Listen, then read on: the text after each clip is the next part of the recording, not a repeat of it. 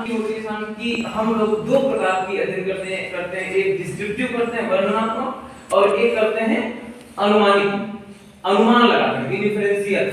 तो हमारा जो टॉपिक है वो इन्फरेंशियल पर है, जिसमें एक सैंपल एक पॉपुलेशन में से संपूर्ण समष्टि में से पॉपुलेशन में से सैंपल लेकर के उस सैंपल के आधार पर उस पॉपुलेशन का हम अवलोकन करते हैं सैंपल का और उस पॉपुलेशन का हम जो है पूरे कैरेक्टरिस्टिक्स को अनुमान करते हैं। तो इसलिए इसका नाम अनुमानिक सांख्यिकी है। इसका अन्य नाम जो है वो प्रतिचयन सांख्यिकी है और भी इसको कहा जाता है आगमनात्मक सांख्यिकी भी इसको कहते हैं, क्योंकि इसमें डेटा जो है जो हम जीव संख्या के बारे में जो निष्कर्ष निकालते हैं वो प्रतिचयन सिद्धांत के आधार पर उसका प्रतिचयन करते हैं। मतलब एक सैंपल लेते हैं और सैंपल को के आधार पर सैंपल को हम अवलोकन करते हैं, उसके आधार पर जीव संख्या का जनसंख्या का हम निष्कर्ष निकालते हैं।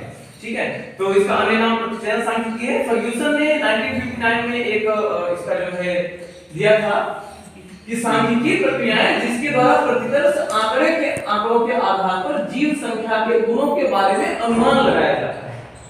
पूरा का पूरा जो प्रतिदर्श है, जो न्यादर्श है, जो सैंपल है, उसके आंकड़ों के आधार पर जो समष्टि है, जो जीव संख्या है, जो जनसंख्या है, जितना हमने पॉपुलेशन लिया है, उसके गुणों के बारे में हम अनुमान लगाते हैं। क्योंकि होता क्या है कि सामाजिक विज्ञानों में हम पूरे समष्टि का आकलन करना बड़ा कठिन कार्य हो जाता है, इसलिए उसका सैंपल लेते हैं और उस सैंपल के गुणों के आधार पर ही उस जीव संख्या का हम आकलन करते हैं। एक प्रतिदर्श के प्राप्तांकों के आधार पर मिले सांख्यिकी उस बड़े, ये गिलफोर्ड ने बताया था इसके बारे में कि एक प्रतिदर्श प्राप्तांकों के आधार पर मिले सांख्यिकी उस बड़े जनसंख्या का किस हद तक प्रतिनिधित्व करता है जिससे कि वह प्रतिदर्श लिया गया है, और समष्टि का अध्ययन आसान न होने के कारण ही प्रतिदर्श का चयन किया जाता है।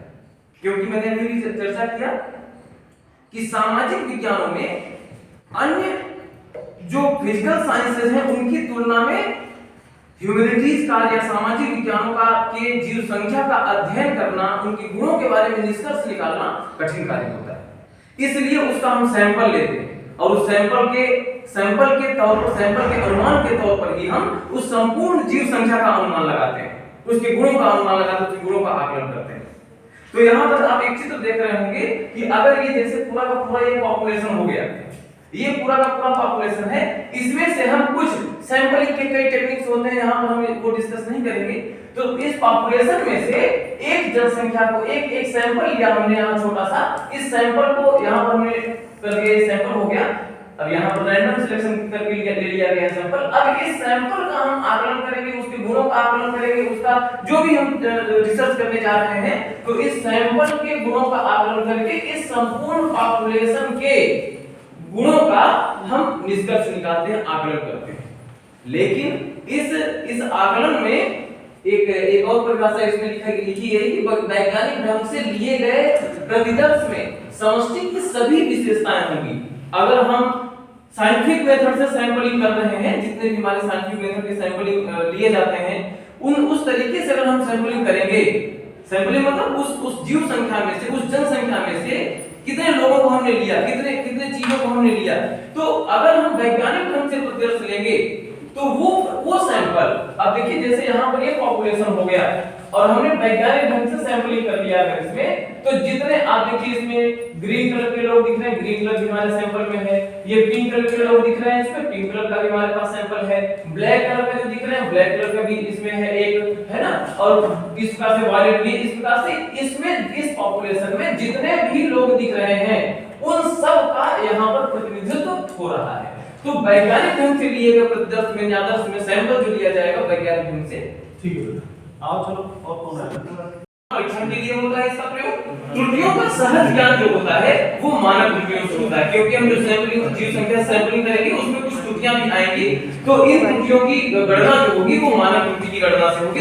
एक उदाहरण हमने लिया है कि मध्यमान की मानक त्रुटि क्या होता है। गिलफोर्ड ने बताया कि मानक त्रुटि जो होती है एक ऐसी सूचक संख्या होती है, इंडेक्स होता है, यह सूचना प्रदान करती है जिसके आधार पर हम इस निष्कर्ष पर पहुंचते हैं कि प्रतिदर्श से प्राप्त सांख्यिकी उस अंक या थोड़ा सा मिस्टेक हो गया है से कितना भिन्न है, उस जो जीव संख्या है उससे कितना भिन्न है जो हमें पूरे जीव संख्या को मापने से प्राप्त हो रहा है। ठीक है। और कर्लिंगर ने इसी को बताया, कर्लिंगर ने, कि मानक त्रुटि किसी दिए गए माप के नमूना वितरण का मानक विचलन है। जो हमने नमूना लिया है, प्रत्यक्ष लिया है, उसमें कितना विचलन आ रहा है, कितना डेविएट हो रहा है। वो मध्यमान की मानक त्रुटि वास्तव में प्राप्त मध्यमान की सार्थकता तथा विश्वसनीयता को प्रदर्शित करती है। ठीक है ना। ये जो मानक त्रुटि है, वो जो मध्यमान निकाला गया है, उसकी सार्थकता कितनी है और विश्वसनीयता कितनी है, इन चीजों को प्रदर्शित करेगा। एक उदाहरण है, ये मान जो लिखा है, इसकी जगह सही शब्द क्या है? मान। ये नमूना वितरण क्या है? Sample distribution. चलो आगे चलो, नहीं ठीक है, कोई बात नहीं। एक इसमें हमने एक सवाल लिया है, ठीक है। जैसे यहाँ दिया है कि दिए गए नमूने के लिए, जैसे 20 है, 22 है, 24 है, 26 है, 28 है, इसके माध्य की मानक त्रुटि ज्ञात कीजिए। ठीक है। इसका जो मानक त्रुटि आएगा, तो सबसे पहले हम इस पूरे 1 2 3 4 5 डेटा हमारे पास मतलब आंकड़े हैं, तो इनका हम माध्य निकालेंगे। माध्य का होता है, इसमें आप सब लोग पढ़े होंगे इसमें कि संख्याओं का योग और बटे में संख्याओं की संख्या। तो इन सब का हम योग करेंगे, 20 22 24 26 28 का योग करेंगे तो 120 आएगा। और संख्याएं कितनी है? 1 2 3 4 5 संख्याएं हैं, इसको डिवाइड कर देंगे तो 24 आ जाएगा। मानक विचलन जो होता है, सुना रहे हो तुम? सिग्मा, ये under root sigma x minus m। x जो है वो एक संख्या है, आंकड़े हैं, और m जो है वो मीन है। तो x माइनस एक संख्याओं से हम माइनस करेंगे इसको, मीन को, और उसका स्क्वायर निकाल लेंगे। तो 20 जैसे 20 माइनस 24 करेंगे 4 आएगा, 4 का स्क्वायर 16। और सिग्मा दिया है, सिग्मा का मतलब सबका सम करेंगे, जोड़ेंगे। इसी प्रकार से 22 माइनस 24 करेंगे -2 आएगा, -2 का स्क्वायर करेंगे 4 हो जाएगा। ठीक है। तो यहाँ आ जाएगा मानक विचलन। इस प्रकार से मानक विचलन हो गया, इसको जोड़ेंगे तो 40 जाएगा। और यहाँ n-1, हालांकि कभी-कभी n-1 की जगह n आता है। ठीक है। तो n-1 यहाँ 5 ये करेंगे जब 4 हो जाएगा, 40 माइनस 4 करेंगे 10 हो जाएगा, और 10 को हम अंडर रूट में निकालेंगे तो इसका मान आ जाएगा 3.16। मानक त्रुटि जो होती है वो होती है सिग्मा अपॉन, जो सिग्मा की वैल्यू है, मानक विचलन की वैल्यू है sigma upon under root n। n की वैल्यू वही है जो यहाँ पर थी 5। तो इसमें करेंगे हम, ये जो सिग्मा की वैल्यू है वो है 3.16 है, अंडर रूट 10 की वैल्यू। उसके बाद अंडर रूट 5 की वैल्यू इसमें लिखेंगे 2.23 है, डिवाइड कर देंगे 1.41 आ जाएगा। एक बात अगर इजाजत हो, आगे जो ये रेफरेंस है 4 किताबों से हमने इसमें डेटा को उठाया।